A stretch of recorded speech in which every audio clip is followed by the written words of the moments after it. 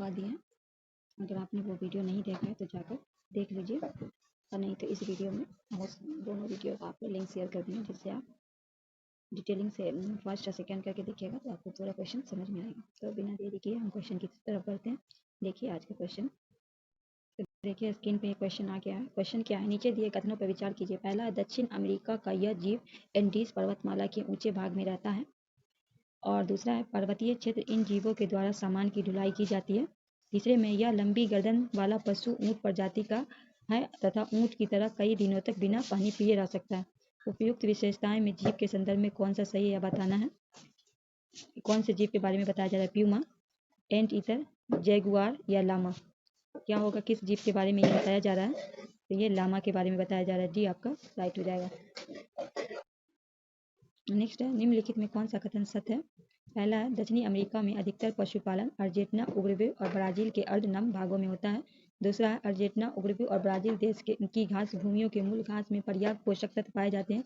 तीसरा है, भेड़ पालन में प्रमुख क्षेत्र अर्जेंटीना एवं चिली में है। केवल एक दो, केवल दो तीन, केवल एक तीन, उपयुक्त में सभी। क्या होगा, राइट आंसर आपको बताना है। तो राइट आंसर 16 इसका क्या होगा आपको बताना है, 1 और 3। एक में क्या है, दक्षिण अमेरिका के अधिकतर पशुपालन अर्जेंटीना, उरुग्वे और ब्राजील में अर्धनम भागों में होता है। भेड़ पालन के लिए प्रमुख क्षेत्र कौन, अर्जेंटीना और चिली है। तो राइट आंसर आपका सी हो जाएगा। बढ़ते हैं आगे की ओर, यहाँ कुछ से मिलान करने हैं। तो दक्षिण अमेरिका के संदर्भ में विभिन्न देश एवं खनिज संसाधनों संबंध नीचे दी गई सूची 1-2 को मिलाइए और नीचे दिए कूट का सही उत्तर कीजिए। ब्राजील, बोलिया, चिली, वेनेजुला, इसमें किस कौन से देश में किस चीज़ का ये आपको बताना है। तो 1 मिनट क्वेश्चन को थोड़ा आगे कर देते हैं। तो ब्राज़ील में क्या है, लॉयस्क। बोलिविया में क्या है, टीन है। चिली का देखा जाए तो चिली में क्या है, तांबा है। वेनेजुला जो है वो खनिज तेल का है। ठीक है, तो राइट आंसर आपका क्या होगा, सी हो जाएगा। ब्राज़ील लॉयस्क, बोलिविया टीन, चिली तांबा, वेनेजुला खनिज तेल। राइट आंसर सी हो जाएगा। निम्नलिखित कथनों में कौन सा कथन सत्य है। पहला है, दक्षिणी अमेरिका के अटकामा मरुस्थल में नाइट्रेट बहुत बड़े भंडार है जिसका उपयोग खाद तथा उर्वरक बनाने के लिए किया जाता है। दूसरा है, पेरू के तट के पास गुआनो द्वीप के संसार के सबसे अच्छे प्राकृतिक खाद का भंडार है। पेरू के तट के पास गुआने द्वीपों में, कौन से द्वीपों में, गुआने द्वीपों में। कूट का से जवाब देना है। 1 सही है, 2 सही है, 1 2 दोनों सही है, न तो 1 न तो 2 सही है। तो राइट आंसर आपका क्या होगा, सी, दोनों सही है। सी आपका राइट आंसर हो जाएगा। नेक्स्ट क्वेश्चन है, दक्षिणी अमेरिका के संदर्भ में फंजेंडा किसे कहते हैं। दक्षिण अफ्रीका के संदर्भ में फंजेंडा किसे कहते हैं। ब्राजील में कावा के बागान, भेड़ों को रखने के लिए बड़े बड़े बाड़ों को। तीसरा है, पैटागोनिया के मरुस्थल में उगने वाली कटीली झाड़ियों को, या फिर एंडीज पर्वत के पर्णपाती वनों को। दक्षिण अफ्रीका के संदर्भ में फंजेंडा किसे कहते हैं ये आपको बताना है। क्या होगा राइट आंसर। तो ब्राजील में कावा के बागानों को क्या कहा जाता है, फंजेंडा कहा जाता है। ये आपका राइट हो जाएगा। नेक्स्ट है, निम्नलिखित में किस बंदरगाह को विश्व में कॉफी बंदरगाह के नाम से जाना जाता है। इसमें कौन सा बंदरगाह है, बाहिया ब्लांका, रियो ग्रांड, एस्टोस, रिया डी जेनरो। किसको जो है बंदरगाह को, कौन से बंदरगाह को विश्व कॉफी बंदरगाह के नाम से जाना जाता है। सैंटोस को, किसको जाना जाता है, सैंटोस को। तो राइट आंसर क्या हो जाएगा आपका, सी हो जाएगा। बढ़ते हैं नेक्स्ट क्वेश्चन की ओर। किस देश को प्यासी भूमि का देश कहा जाता है। कौन सा देश है, सऊदी अरब, इजराइल, ऑस्ट्रेलिया, चीन। आपको बताना है कि कौन सा जो देश है इस देश को प्यासी भूमि का देश कहा जाता है। ऑस्ट्रेलिया को, सी आपका राइट हो जाएगा। नेक्स्ट है, ऑस्ट्रेलिया के संदर्भ निम्नलिखित में कौन सा कथन सत्य है। पहला है, मकर रेखा ऑस्ट्रेलिया को 2 भागों में बांटती है, अर्थात यह ऑस्ट्रेलिया के लगभग मध्य से होकर गुजरती है। दूसरा, ऑस्ट्रेलिया के पश्चिम भाग एक विस्तृत पठार है, यह महाद्वीप के लगभग 2/3 भाग पर फैला है। तीसरा, ऑस्ट्रेलिया में पश्चिमी पठार तथा पूर्वी उच्च भूमि माध्य विस्तृत निम्न भूमि प्रदेश है। 1, केवल 2 3, केवल 1 3, उपयुक्त में सभी। ऑस्ट्रेलिया के संदर्भ में क्या है, तो उपयुक्त से सभी। पहला है, मकर रेखा ऑस्ट्रेलिया को 2 भागों में बांटती है, अर्थात यह ऑस्ट्रेलिया से लगभग मध्य से होकर गुजरती है, सही है। दूसरा है, ऑस्ट्रेलिया के पश्चिमी भाग एक विस्तृत पठार है, यह महाद्वीप में लगभग 2/3 भाग फैला है, यह भी सही है। तीसरा में, ऑस्ट्रेलिया में पश्चिमी पठार तथा पूर्वी पठार की भूमि मध्य विस्तृत निम्न भूमि प्रदेश है। तो राइट आंसर आपका क्या होगा, डी हो जाएगा। नेक्स्ट है, ऑस्ट्रेलिया के पश्चिमी पठार के संबंधित नीचे दिए कथनों को ध्यानपूर्वक पढ़िए। पहला है, पश्चिमी पठार का अधिकतर भाग मरुस्थल या अर्ध मरुस्थल है। दूसरा है, पश्चिमी पठार का अधिकांश भाग सपाट और छोटी छोटी झाड़ियों से ढका है। तीसरे में कहा, यह पठार एक नवीनतम पठार है जिसके कारण यहाँ पर खनिज संसाधनों का अभाव है। तो इनमें से कौन सा आपको असत्य है ये बताना है। केवल 1 3, केवल 2, केवल 3, केवल 1, 3। कौन सा गलत है ये आपको बताना है। तो यह पठार एक नवीनतम पहाड़ है जिसके कारण यहाँ खनिज संसाधन का अभाव है। 3 आपका गलत है, तो केवल सी आपका राइट आंसर होगा।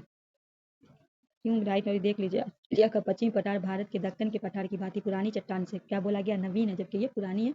यह अनेक खनिज के बड़े भंडार, लौह एश और सोना के प्रमुख खनिज है। इसमें लोहा और सोना के प्रमुख खनिज है। नेक्स्ट है, ऑस्ट्रेलिया के मध्यवर्ती निम्न भूमि प्रदेश के संदर्भ में निम्नलिखित में कौन सा कथन सत्य है। पहला, मध्यवर्ती निम्न भूमि प्रदेश उत्तर के कारपेटिया की खाड़ी से लेकर महाद्वीपों के पार करता हुआ ऑस्ट्रेलिया के दक्षिणी तट तक फैला है। और दूसरे में इस भाग का पर्याप्त वर्षा होती है जिसके कारण यहाँ नई नदियों का उद्गम का स्रोत है। केवल 1, केवल 2, 1, 2 दोनों, न तो 1 न तो 2। तो क्या इसका राइट आंसर आपका होगा केवल 1। मतलब आप जो ए में देखे थे यहाँ, ऑस्ट्रेलिया मध्यवर्ती निम्न भूमि प्रदेश उत्तर के कारपेटिया की खाड़ी से लेकर महाद्वीप को पार करता हुआ ऑस्ट्रेलिया के दक्षिणी तट तक फैला है। तो ये आपका राइट हो जाएगा। तो राइट आंसर आपका ए हो जाएगा। नेक्स्ट है, निम्नलिखित में कौन सी नदी ऑस्ट्रेलिया की प्रमुख नदी है। मर्रे, डार्लिंग, ब्रैक, टिग्रिस। खुद से जवाब देना 1, 2, 3, 4, 1, 3 उपयुक्त में सभी। 5 का क्या होगा राइट आंसर, 1, 2 मर्रे और डार्लिंग। तो राइट आंसर आपका क्या होगा, ए हो जाएगा। कौन सी नदी ऑस्ट्रेलिया की प्रमुख नदियाँ, मरे और डार्लिंग। नेक्स्ट है, ग्रेट डिवाइडिंग रेंज पर्वत किस देश की स्थित है। न्यूजीलैंड में, फ्रांस में, ऑस्ट्रेलिया में, कनाडा में। क्या है, ग्रेट डिवाइडिंग रेंज पर्वत किस देश में स्थित है। तो ये ऑस्ट्रेलिया में, सी आपका राइट हो जाएगा। नेक्स्ट है, ऑस्ट्रेलिया के संदर्भ में निम्नलिखित में कौन सा कथन सत्य है। पहला, मर्रे एवं डार्लिंग नदी द्रोणियों अपवाद क्षेत्र का संबंध मध्यवर्ती निम्न भूमि देश से है। दूसरा है, मध्यवर्ती निम्न भूमि प्रदेश से आकर झीलों के चारों ओर बहुत बड़ा भाग अतः स्थलीय अपवाद क्षेत्र। पहला 1, केवल 1, केवल 2, न 1, 2 दोनों, न तो 1 न तो दोनों। तो इनमें जो है दोनों कथन सही है, आपका सी राइट होगा। पहला जो है, मरे और डार्लिंग नदी जो है ऑस्ट्रेलिया की प्रमुख नदी, अभी हम आपने को ऊपर बताए थे, द्रोणी अपवाद क्षेत्र के संबंध में मध्यवर्ती निम्न भूमि के प्रदेश से है। दूसरे में कहता है कि मध्यवर्ती निम्न भूमि प्रदेश के आयर झील के चारों ओर से बहुत बड़ा भाग अतः स्थलीय अपवाद क्षेत्र है। तो राइट आंसर आपका सी हो जाएगा। बढ़ते हैं आगे की तरफ। नेक्स्ट है, ऑस्ट्रेलिया के ग्रेट बैरियर रीफ किस महासागर में है। हिंद महासागर, प्रशांत महासागर, उत्तरी आर्कटिक महासागर, दक्षिण आर्कटिक महासागर। ऑस्ट्रेलिया के ग्रेट बैरियर रीफ किस महासागर में है, प्रशांत महासागर में। बी आपका राइट हो जाएगा। कारण और कथन से कुछ आंसर क्वेश्चन है, नीचे दिए कथन कारण को ध्यानपूर्वक पढ़िए। कथन है, ऑस्ट्रेलिया के भीतरी भागों को गर्म मरुस्थल की तरह जलवायु पाई। ऑस्ट्रेलिया के भीतरी भागों में जो है गर्म मरुस्थल की तरह जलवायु पाई जाती है। कारण कहता है कि ऑस्ट्रेलिया की पूर्वी उच्च भूमि वर्षा कराने वाली पवनों के लिए रुकावट पैदा करती है। ए में ए और दोनों सही है, आर ए की सही व्याख्या करता है। बी में ए और दोनों सही है तथा आर ए की सही व्याख्या नहीं करता। सी में ए सही है पर आर गलत है। डी में ए गलत है पर आर सही है। तो ऑस्ट्रेलिया के भीतरी भागों में गर्म मरुस्थल की तरह जलवायु पाई जाती है, ये आपका सही है। कारण बता रहा है कि ऑस्ट्रेलिया की पूर्वी उच्च भूमि वर्षा कराने वाली पवनों के लिए रुकावट पैदा करती है, ये भी सही है। तो राइट आंसर आपका होगा ए आर दोनों सही है और आर ए की सही व्याख्या करता है। तो राइट आंसर आपका क्या होगा, ए हो जाएगा। नेक्स्ट है, ऑस्ट्रेलिया में शीतोष्ण कटिबंधीय घास भूमियाँ जो कि मर्रे एवं डार्लिंग नदी के द्रोणी में फैली है, उन्हें किस नाम से जाना जाता है। Veld, savanna, downs, prairie. क्या होगा, तो इसे हम क्या डाउन्स के नाम से जाना जाता है। सी आपका राइट हो जाएगा। नेक्स्ट है, ऑस्ट्रेलिया के संदर्भ में निम्नलिखित में कौन सा पहला, ऑस्ट्रेलिया में पाए जाने वाला सामान्य वृक्ष यूकेलिप्टस है। दूसरा, उष्णकटिबंधीय घास भूमियाँ डाउन्स है। तीसरा, अर्ध शुष्क क्षेत्र मुख्य वनस्पति सॉल्टवुड्स है। खुद से जवाब देना 1, 2, 1, 3, केवल 2, 3 उपयुक्त में सभी। इनमें से कौन सा सही है। तो ऑस्ट्रेलिया में पाए जाने वाला सामान्य वृक्ष क्या है, यूकेलिप्टस है, ये सही है। अर्ध शुष्क क्षेत्र में मुख्य वनस्पति क्या है, साल्टवुड्स है। 1 और 3 बी आपका राइट हो जाएगा। नेक्स्ट है, ऑस्ट्रेलिया के संदर्भ में निम्नलिखित में कौन सा कथन सत्य है। पहला है, विश्व में ऑस्ट्रेलिया बॉक्साइट का सबसे बड़ा उत्पादक देश है। दूसरा है, कलगुली सोना खनन का एक प्रमुख क्षेत्र है। केवल 1, केवल 2, 1 और 2 दोनों, न तो 1 न तो 2। ऑस्ट्रेलिया के संबंध में विश्व का जो ऑस्ट्रेलिया सबसे बॉक्साइट का सबसे बड़ा उत्पादक देश है, सही है। कलगुली सोना क्षेत्र के लिए एक प्रमुख है, ये भी सही है। तो राइट आंसर आपका सी हो जाएगा, इनमें से दोनों। नेक्स्ट है, अंटार्कटिका किस महाद्वीप को विज्ञान के लिए समर्पित महाद्वीप कहा गया है। किस महाद्वीपों को विज्ञान के लिए समर्पित महाद्वीप कहा गया, अफ्रीका, उत्तर अमेरिका, अंटार्कटिका, यूरोप। तो राइट आंसर होगा अंटार्कटिका, सी आपका राइट हो जाएगा। नेक्स्ट है, अंटार्कटिका महाद्वीप के संदर्भ में निम्नलिखित में कथन का असत्य है। अंटार्कटिका जो है लगभग 98% भाग सदा बर्फ से ढका रहता है। दूसरे में इस महाद्वीप के बीच में सबसे बेहतर तटीय मैदान है। तीसरे में क्वीन मॉड पर्वत श्रेणी इस महाद्वीप में लगभग 2 बराबर भागों में विभाजित करती है। तीसरा, यह ग्रीष्म ऋतु कभी सूर्य अस्त नहीं होता, यह शीत ऋतु में सूर्य का उदय नहीं होता। 2 का क्या होगा राइट आंसर? तो कौन सा कथन जो असत बोला? इस महीने में विश्व में सबसे इस महाद्वीप में विश्व के सबसे बेहतर तटीय मैदान है, ये गलत है। तो राइट आंसर आपका क्या होगा? बी होगा। बाकी जो सही है, क्योंकि ये दूसरा कथन जो असत्य है। अंटार्कटिका के अधिकतर भाग उबड़ खाबड़ पर्वतीय है, यह समुद्र तक खड़े ढाल वाला तटीय मैदान नाम मात्र का वो भी नहीं है। ठीक है, इसके बाद है निम्नलिखित में कौन सा अंटार्कटिका महाद्वीप के मुख्य वनस्पति है? लाइकेन, मास, ओक, पाइन। फुट से जवाब देना 1 2, केवल 1 4, केवल 2 4, उपयुक्त में सभी। तो लाइकेन है और मांस है। तो राइट आंसर आपका क्या होगा? ए हो जाएगा। नेक्स्ट है अंटार्कटिका महाद्वीप के चारों ओर से घिरने वाले महासागर का नाम क्या है? दक्षिणी महासागर, हिंद महासागर, प्रशांत महासागर, अटलांटिक महासागर। अटलांटिक महासागर क्या होगा? दक्षिणी महासागर। ए आपका राइट हो जाएगा। चारों तरफ से कौन घिरता है? दक्षिणी महासागर। सामाजिक, यहाँ जो है सामाजिक विज्ञान हमारा पर्यावरण। ठीक है, क्या है? सामाजिक विज्ञान हमारा पर्यावरण। निम्नलिखित में कौन सा घटक पर्यावरण के अंतर्गत शामिल है? मनुष्य, धरातलीय, स्थलकृत, मानव निर्मित वस्तु, प्राकृतिक वस्तु। फिर से जवाब देना 1 2 3, 1 3 4, केवल 2, उपयुक्त में सभी। तो कौन सा घटक पर्यावरण के अंदर शामिल है? तो मनुष्य भी होगा, धरातलीय स्थलकृति भी होगा, मानव निर्मित वस्तुएं भी होगी, प्राकृतिक वस्तु भी होगी। तो राइट आंसर आपका क्या होगा? डी हो जाएगा। नेक्स्ट है निम्नलिखित में कौन सा कथन सत्य है? पहला है पृथ्वी में वायुमंडल अस्तित्व उसके गुरुत्वाकर्षण बल के कारण होता है। दूसरा है वायुमंडल में परिवर्तन होने से मौसम एवं जलवायु में परिवर्तन होता है। तीसरे में पादप एवं जीव जंतु मिलकर जैव मंडल का निर्माण करते हैं। 1 2, 2 3, 1 3, उपयुक्त में सभी। कौन सा कथन सत्य है ये आपको बताना है। तो उपयुक्त में पृथ्वी में वायुमंडल के अस्तित्व उसके गुरुत्वाकर्षण बल के कारण होता है, सही है।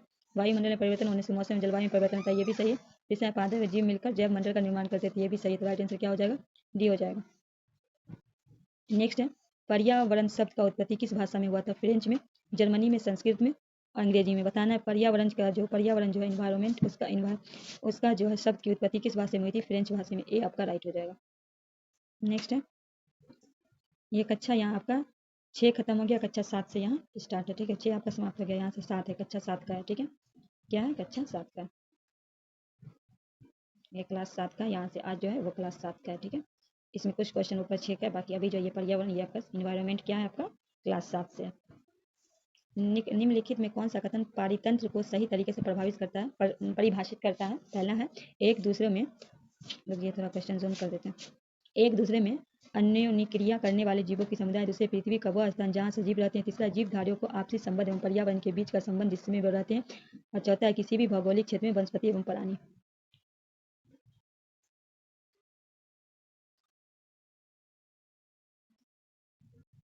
तो क्या हो जाएगा? जीवधारियों को आपसी संबंध एवं पर्यावरण के बीच के संबंध जिसमें वे रहते हैं। सी आपका राइट हो जाएगा।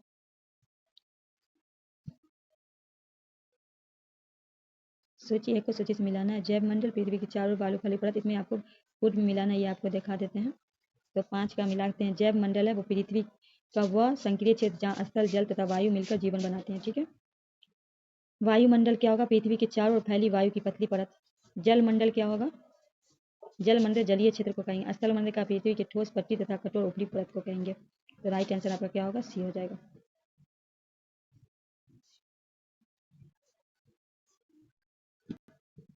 विश्व पर्यावरण दिवस कब मनाया जाता है? 5 जून को, 5 जुलाई को, 10 जून को, 8 जुलाई को। विश्व पर्यावरण दिवस 5 जून को मनाया जाता है। ए आपका राइट होगा। फिर है हमारी पृथ्वी के अंदर। तो नीचे दिए कथनों पर ध्यान करिए। पहला, पृथ्वी के सतह को सबसे ऊपरी परत को पर्पटी कहते हैं तथा सबसे नीचे पतली परत होता है।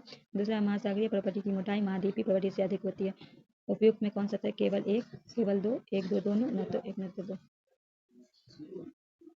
तो क्या होगा राइट आंसर? पृथ्वी के सतह का सबसे ऊपरी परत को पर्पटी कहते हैं, यह सबसे लंबी परत है। ए आपका राइट हो जाएगा। निम्नलिखित में कौन सा कथन असत्य है? पहला, महाद्वीपीय पर्पटी सिलिका एवं एल्युमिनियम जैसे खनिजों से बनी है। दूसरा, महासागरीय पर्पटी सिलिका एवं आयरन से बनी है। तीसरा, पृथ्वी की सतह पर्पटी के नीचे मेटल कोर परत विकास होता है। और चौथा, पृथ्वी के सबसे आंतरिक परत को कोर कहते हैं जो कि मुख्य निकेल एवं लोहे से बनी है। तो राइट आंसर क्या होगा आपका? महासागरीय पर्पटी सिलिका एवं आयरन से बनी है। बी आपका राइट हो जाएगा। क्या बोला गया? कौन इसमें सच है? तो बी आपका ये असत्य है। तो राइट आंसर आपका बी हो जाएगा, क्योंकि गलत पूछा गया, गलत का चुनाव करने के लिए। नेक्स्ट है, जब द्रवित मैग्मा ठंडा होकर ठोस हो जाता है, जब द्रवित मैग्मा जो ठंडा होकर तब इस प्रकार बने शैल को क्या कहते हैं? कायांतित सेल, अपसादी सेल, आग्नेय सेल, जीवाश्म युक्त सेल। तो जब द्रवित मैग्मा ठंडा होकर ठोस हो जाता है तो उसे हम क्या कहते हैं? आग्नेय सेल। सी आपका राइट हो जाएगा। नेक्स्ट है, पृथ्वी के कुल आयतन में सबसे अधिक हिस्सा किस परत का है? क्लोड का, पर्पटी क्रस्ट का, मेटल का, तीनों परत के आयतन बराबर का। पृथ्वी में कुल आयतन का सबसे अधिक हिस्सा किस परत का है? क्रोट का। ए आपका राइट हो जाएगा। नेक्स्ट है, निम्नलिखित कथनों का विचार के पहला, जब द्रवित लावा पृथ्वी के सतह पे आकर तेजी से ठंडा होकर ठोस हो जाता है तब इस प्रकार की बड़ी बेदी आग्नेय सेल का निर्माण होता है। दूसरा है, जब द्रवित मैग्मा भूपट्टी के अंदर गहराई में ठंडा हो जाता है तब अंतभेदी आग्नेय शैलों का निर्माण होता है। तीसरा है, बड़ी बेदी आग्नेय शैल की संरचना बड़े दाने वाले होती है। चौथा है, अंतभेदी आग्नेय शैल की संरचना महीन दाने वाले होते हैं। उपयुक्त में कौन सत्य है? 1, 3, 4, केवल 3, 1, 2। उपयुक्त से सभी कौन सत्य है आपको बताना है। जब द्रवित लावा पृथ्वी के सतह पे आकार तेजी से ठंडा होकर ठोस हो जाता है तब इस प्रकार बड़ी बेदी आग्नेय शैल का निर्माण होता है। ये सही है। और जब द्रवित मैग्मा भूपट्टी के अंदर गहराई में ही ठंडा हो जाता है तब उसे अंतभेदी आग्नेय शैल का निर्माण होता है। ए और दो, 1 और 2 दोनों सही है। तो राइट आंसर आपका क्या होगा? सी हो जाएगा। सी हो जाएगा।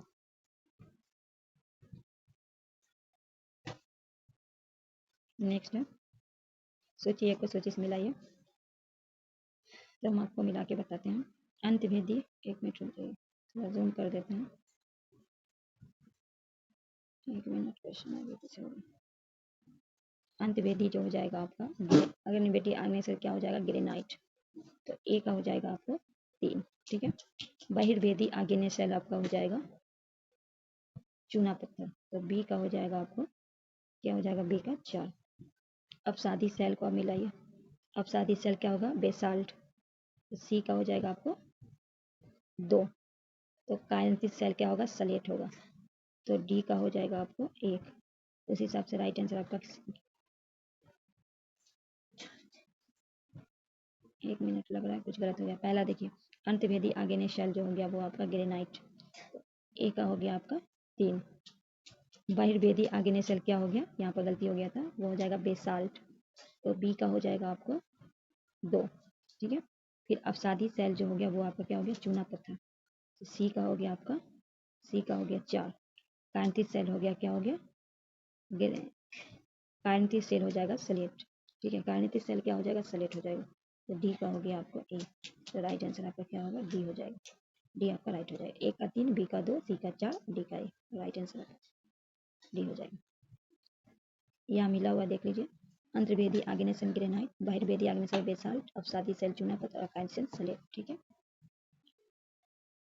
नेक्स्ट है, अपसादी सेल के संदर्भ में निम्नलिखित में कौन सा कथन सत्य है? पहला, अपसादी सेल का निर्माण विभिन्न प्रकार के शैलों अपसाद्य के निषेचन के द्वारा होता है। दूसरा, इन सेलों में जीवाश्म होने से कोई संभावना नहीं होती, ये सेल अपेक्षाकृत कम कठोर होती है। 1, 2 क्या होगा? 1 और 2, 2 और 3, 1, 3, 1, 2, 3, 1 और 3। अपसादी सेल का निर्माण विभिन्न प्रकार के अपसादों के द्वारा होता है। सही है। ये सेल अपेक्षाकृत कम कठोर के होते हैं। तो राइट आंसर सी हो जाएगा। बढ़ते हैं नेक्स्ट क्वेश्चन की तरफ। उच्च ताप एवं दाब के कारण कौन सी सेल कांतित सेल में परिवर्तन होती है? आग्नेय सेल, अपसादी सेल, ए और बी दोनों, इनमें से कोई नहीं। क्वेश्चन नंबर 8 का क्या होगा राइट आंसर? ए और बी दोनों। उच्च ताप के कारण कौन सी सेल परिवर्तित होती है? आग्नेय सेल, अपसादी सेल। तो सी आपका राइट हो जाएगा। नेक्स्ट है,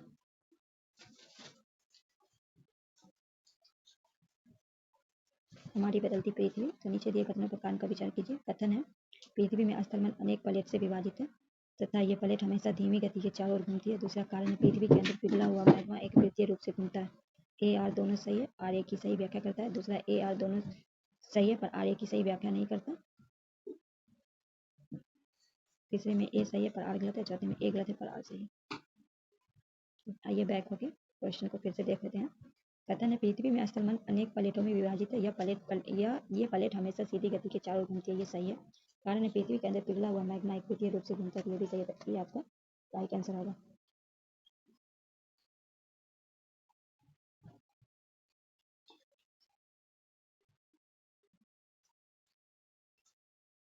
पृथ्वी की गति के निम्नलिखित कथनों पर विचार कीजिए।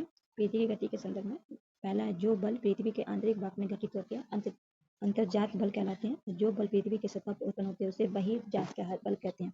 इनमें से कौन सा सत्य है? केवल 1, केवल 2, 1, 2 दोनों, न तो 1 न तो 2। तो पृथ्वी के संदर्भ में कौन सा कथन सही है? जो बल पृथ्वी के आंतरिक भाग में घटित, उसे हम क्या कहेंगे? अंतर्जात बल कहेंगे।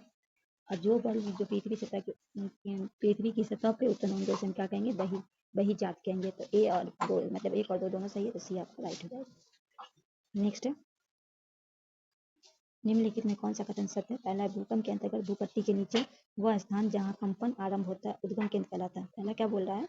इनमें से सत्य है कि भूकंप के अंतर्गत जो भूपट्टी के नीचे का वह स्थान जहाँ कंपन उद्गम होता है उसे क्या कहेंगे? उद्गम केंद्र कहलाता है। दूसरा, उद्गम केंद्र भू सतह पे उसके निकटतम स्थान के अधिक केंद्र कहेंगे। मतलब जो उद्गम केंद्र के भू सतह पर उसके निकटतम स्थान को क्या कहेंगे? अधिक केंद्र कहेंगे। खुद से जवाब देना, केवल एक, केवल दो, एक दो दोनों, ना तो एक ना तो दो। तो भूकंप के अंतर्गत भूपट्टी के नीचे का वह स्थान जहाँ कंपन आए, हम क्या कहें? उद्गम केंद्र कहलाता है। सही है। उद्गम केंद्र भू सतह पे निकटतम स्थानों के अधिक केंद्र होता है। तो सी आपका राइट हो जाएगा। नेक्स्ट है, नदी जब मैदानी भाग में प्रवेश करती है तब वो मोड़दार मार्ग पे बहने लगती है। यह नदी के इन बड़े मोड़ों को क्या कहते हैं? विसर्ग, नदी द्रोणी, चाप झील, वितारिका। नदी जब मैदानी भाग में प्रवेश करती है तब वो मोड़दार मार्ग पे बहने लगती है। नदी के मोड़ को क्या कहेंगे? विसर्ग कहेंगे। ये आपका राइट हो जाएगा। नेक्स्ट है, नदी द्वारा चापाकार झील, ओवॉक्स लेक्स का निर्माण किया जाता है पहाड़ी भागों में, तटीय भागों में, मैदानी भागों, उपयोग से तीनों भागों में। तो 5 का क्या होगा राइट आंसर? नदी के द्वारा चापार झील जो है उसका निर्माण मैदानी भागों में। सी आपका राइट हो जाएगा।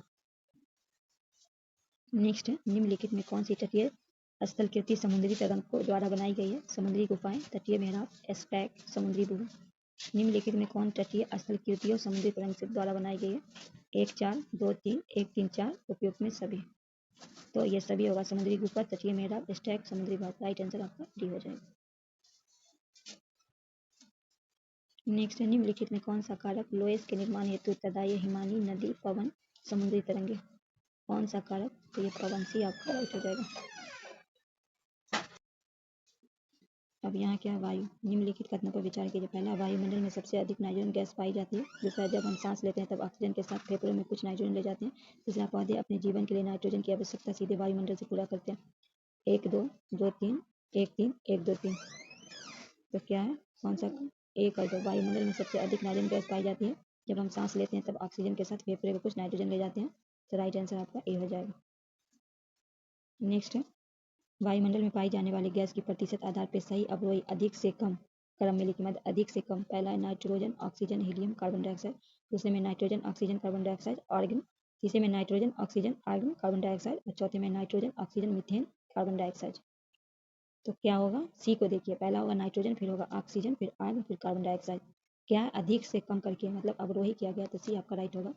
देखिए, नाइट्रोजन में जो है वो 78%, ऑक्सीजन में 21, आर्गन में 0.93%, कार्बन डाइऑक्साइड में 0.0 और अन्य में गैस में वायुमंडल में भाप की मात्रा कितनी होती है? 0.4% होती है।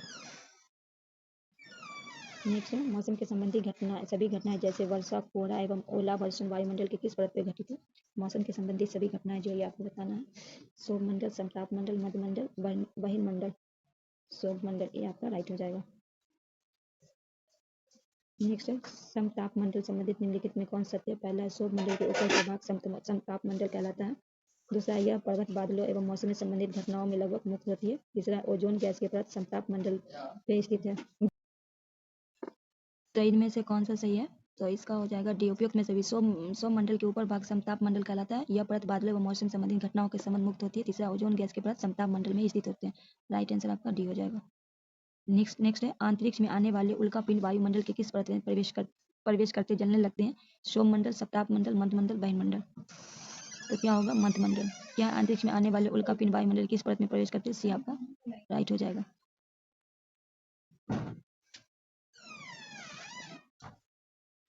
नेक्स्ट है, निम्नलिखित पर विचार कीजिए। पहला, आयन मंडल में आयनों अर्थात विद्युत अवशेषी कणों प्रधान है, इसलिए आयन मंडल रेडियो तरंग को पृथ्वी पे परावर्तित करके संचार व्यवस्था की संभव बनाता है। दूसरा, समताप मंडल में अधिक ओजोन गैस वाली निचली परत को ओजोन मंडल की संज्ञा दी जाती है, जो 15 से 35 किमी तक विस्तृत है। केवल एक, केवल दो, एक दो दोनों, न तो एक न तो दो। तो राइट आंसर क्या होगा? 1 और 2 दोनों राइट है। सी आपका राइट हो जाएगा।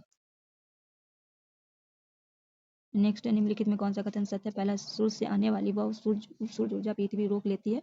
आतनपुर इंसोलेटेशन कहलाती है। दूसरा है, सूर्य ताप की मात्रा पृथ्वी की हर जगह पे एक समान रहती है। केवल एक, केवल दो, एक दो दोनों, न तो एक न तो दो। तो इसका राइट आंसर ए होगा। नेक्स्ट है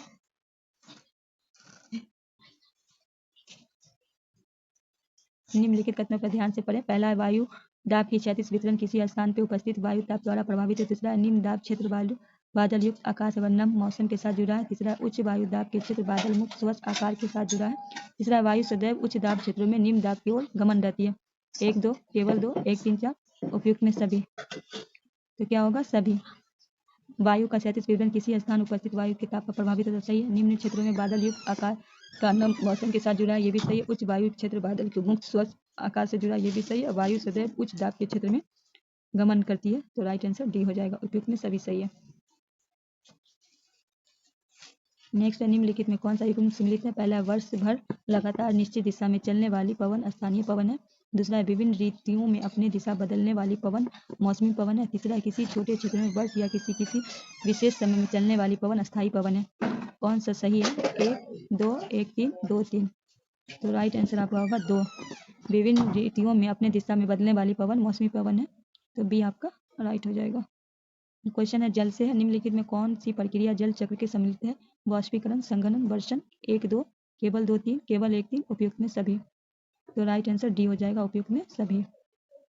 नेक्स्ट है निम्नलिखित में किस सागरीय जल की लवणता संवर्धक योगदान है। Sodium chloride, calcium chloride, magnesium chloride, calcium sulphate. कौन सा है किसकी सागरीय जल की लवणता संवर्धक योगदान है। Sodium chloride. ए आपका राइट हो जाएगा।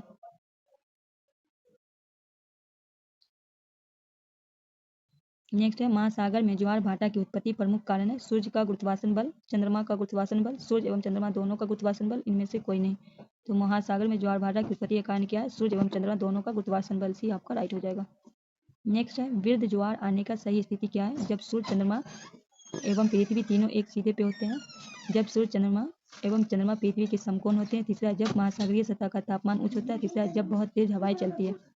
तो 4 का क्या होगा। विद्युत ज्वार आने का सही स्थिति है जब सूर्य चंद्रमा एवं पृथ्वी तीनों एक सीधी पे होते हैं। तो राइट आंसर आपका ए हो जाएगा। नेक्स्ट है वीर ज्वार किन दिनों आते हैं। पूर्णिमा में, अमावस्या में, एक और ए बी दोनों में, इनमें से कोई नहीं। तो वीर ज्वार जो आते हैं वो कब आते हैं। पूर्णिया में भी आते हैं, अमावस्या में भी आते हैं। तो राइट आंसर क्या होगा। सी हो जाएगा।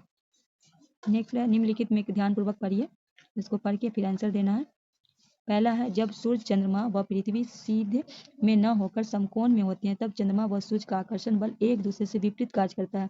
ऐसी स्थिति में निम्न ज्वार की उत्पत्ति होती है। इस ज्वार की ऊंचाई सामान्य ज्वार से कम होती है। दूसरा लघु ज्वार की उत्पत्ति कृष्ण पक्ष एवं शुक्ल पक्ष के सतमी या अष्टमी को होता है। केवल 1 केवल 2 1 2 दोनों, न तो एक न तो मतलब बोल रहा है कि जब सूर्य चंद्रमा पृथ्वी की एक सीधी न होकर समकोण के होते हैं तब चंद्रमा व सूर्य का आकर्षण बल जो एक दूसरे से विपरीत कार्य करता है।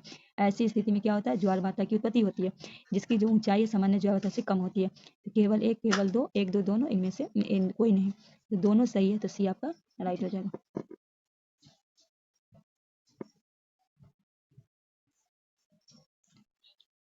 निम्नलिखित में कौन सा लाभ उच्च ज्वार के संबंधित है। पहला उच्च ज्वार नौसा चालन की सहायक होता है। दूसरा उच्च ज्वार मछली पकड़ने की मदद करता है क्योंकि उच्च ज्वार का दौरान अधिक संख्या में मछली तट के निकट आ जाती है। तीसरा है ज्वारी तरंग द्वारा ज्वाली उत्पादित की जाती है। इसमें कूट से जो आपको जवाब देना है केवल 1 2 केवल 1 3 केवल 2 3 केवल या उनमें से सभी। तो इनमें जो है उच्च ज्वार नौ संचालन सहायक होता है, ये सही है। उच्च ज्वार मछली पकड़ने में मदद करता है क्योंकि उच्च ज्वार के दौरान अधिक संख्या में मछली तट के नीचे आ जाती है, ये भी सही है। ज्वारी तरंग द्वारा जल विद्युत उत्पादित किया जाता है। तो इनमें से सभी सही है। तो राइट आंसर क्या होगा। डी हो जाएगा। नेक्स्ट है महासागरीय धाराओं के संदर्भ में निम्नलिखित कथनों का असत्य है। पहला कौन सा असत्य है। पहला है गर्म महासागरीय धाराएं भूमध्य रेखा के निकट उत्पन्न होती है या ध्रुव की ओर प्रभावित होती है। दूसरे में कह रहा है ठंडी धाराएं ध्रुव के उच्च अधिकांश में उच्च कटिबंधीय निम्न अक्षांशों की ओर प्रभावित होती है। तीसरा है लेबोडोरा महासागरीय धाराएं उष्ण जल धाराएं होती है। तीसरा है महासागरीय धाराएं आसपास के क्षेत्र में तापमान को भी प्रभावित करती है। क्वेश्चन नंबर 8 का क्या होगा राइट आंसर। मतलब इसमें से कौन सा असत क्या है। लेबडोर महासागरीय धाराएं उष्ण जल धाराएं होती है, तो ये गलत है। तो गलत पूछा गया तो सी आपका ये जो है तीसरा कथन लेबडोर महासागरीय धाराएं शीत जल धाराएं होती है। क्या है शीत जल धाराएं, जबकि गल्फ स्ट्रीम गर्म जल धाराएं हैं। तो राइट आंसर आपका सी है, याद रखिएगा सी है। नेक्स्ट है निम्नलिखित में कौन महासागरीय क्षेत्र विश्व भर में सर्वोत्तम मत्स्यम क्षेत्र माना जाता है। पहला वह क्षेत्र जहाँ शीत जलधाराएं बहती हैं, वह क्षेत्र जहाँ गर्म जलधाराएं बहती हैं, वह क्षेत्र जहाँ गर्म एवं शीत जलधाराएं मिलती हैं, और कैसा समुद्र का वह क्षेत्र जो विषुवत रेखा के आसपास है। निम्नलिखित में कौन महासागरीय क्षेत्र विश्व भर में सर्वोत्तम मत्स्य क्षेत्र माना जाता है? तो वह क्षेत्र जहाँ गर्म एवं शीत जलधाराएं मिलती हैं। तो सी आपका राइट हो जाएगा। नेक्स्ट है, सुनामी शब्द का उत्पत्ति किस भाषा में हुई? चीनी भाषा में, फ्रेंच भाषा में, जर्मनी भाषा में, जापानी भाषा में? तो सुनामी शब्द की उत्पत्ति जो हुई है जापानी भाषा में हुई है। डी आपका राइट हो जाएगा। 26 दिसंबर 2004 को हिंद महासागर में सुनामी के कारण अत्यधिक विनाश हुआ। कब आया था? 26 दिसंबर 2004 को आया था सुनामी। प्राकृतिक वनस्पति एवं वन्यजीव। पहला, निम्नलिखित में किन कारकों पर किसी वनस्पति की वृद्धि निर्भर करती है? तापमान, नमी, मिट्टी की परत मोटाई, वन्यजीव। केवल 1, 2, 3, 1, 2, 3, उपयुक्त में सभी। तो निम्नलिखित में किन कारकों पर किसी वनस्पति की वृद्धि निर्भर होती है? तो 1, 2, 3 मतलब तापमान पे, नमी पे, मिट्टी की परत की मोटाई पे। इस पे नहीं होगा, तो राइट आंसर आपका सी होगा। नेक्स्ट है, उष्ण कटिबंध सदाबहार वनों की विशेषताएं के संबंध में दिए गए कथन कर। ये वन भूमध्य रेखा एवं उष्ण कटिबंध के पास पाए जाते हैं। दूसरा, इन वनों के क्षेत्र गर्म होने एक दूसरे वर्षा से अधिक वर्षा होती है। तीसरा, इन वनों में दिन के समय भी सूर्य प्रकाश वन के अंदर तक नहीं हो पहुंचता। और चौथा, इन वनों के बीच शुष्क मौसम में अपनी पत्तियां पूरी तरह गिरा देते हैं। 1, 2, केवल 3, 4, केवल 1, 3, 1, 2, 3, 4। क्या होगा राइट आंसर? 1, 2, 3। यह वन भूमध्य रेखा उष्ण कटिबंध के पास पाए जाते हैं। सही है। इन वनों के क्षेत्र गर्म होते हैं एवं पूरे वर्ष यहाँ अत्यधिक वर्षा होती है। ये भी सही है। इन वनों में दिन के समय भी सूर्य का प्रकाश वन के अंदर तक नहीं पहुंच पाता। ये भी सही है। तो राइट आंसर आपका सी हो जाएगा। दोस्तों, इस वीडियो को हम यही समाप्त करते हैं। कल मतलब ये जो क्लास है आपका, ये कितना है? ये क्लास 7 का है। ठीक है, तो इसके आगे का क्वेश्चन हम कल लेकर आएंगे। इस वीडियो को हमको यहीं समाप्त करना पड़ रहा है और मिलते हैं नेक्स्ट वीडियो में। अगर आप हमारे चैनल पर नए हैं तो चैनल को सब्सक्राइब कर दीजिएगा, दोस्तों के बीच शेयर कर दीजिएगा, बेल आइकन प्रेस कर लीजिएगा। मिलते हैं आगे, तब तक के लिए हमें दीजिए इजाज़त। अल्लाह हाफिज़।